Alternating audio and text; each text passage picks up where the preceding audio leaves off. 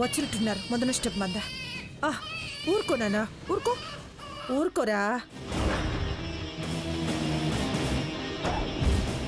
Hi hi.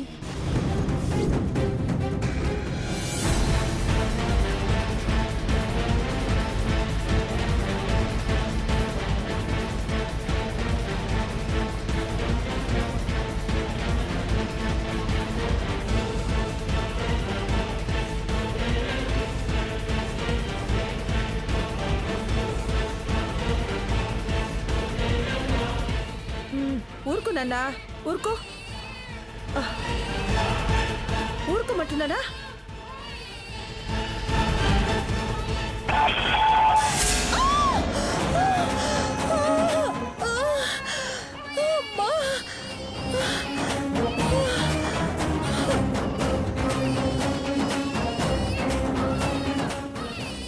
ఊరుకోనన్నా ఊరుకో. అమ్మా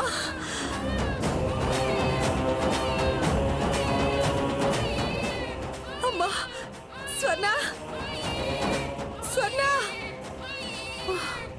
ఊరుకోరా. స్వర్ణ స్వర్ణ స్వర్ణ.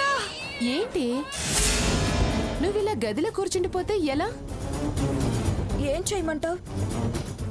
సాకేత్కి ఎవరో బాగా నూరిపోస్తున్నారు. నా మీద రివర్స్ అవుతున్నాడు. ఎవరో నూరిపోయడమేంటే? ఇదంతా సీతారఘులు చేసుంటారు. ఆవిడ ఎంటర్ప్రెన్యూర్ అయిపోయినట్టు అందరూ మాట్లాడుతున్నారు.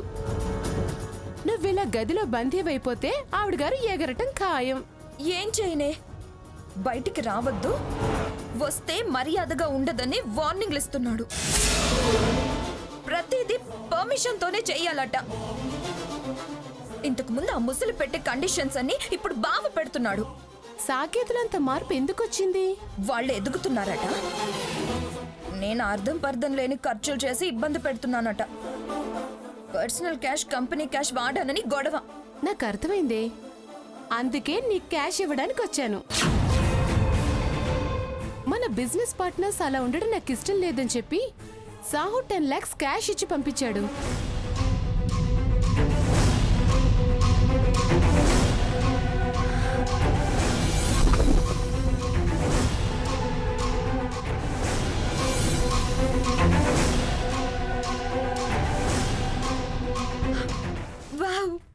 అవునే, నా ఫ్రెండ్ నువ్వు.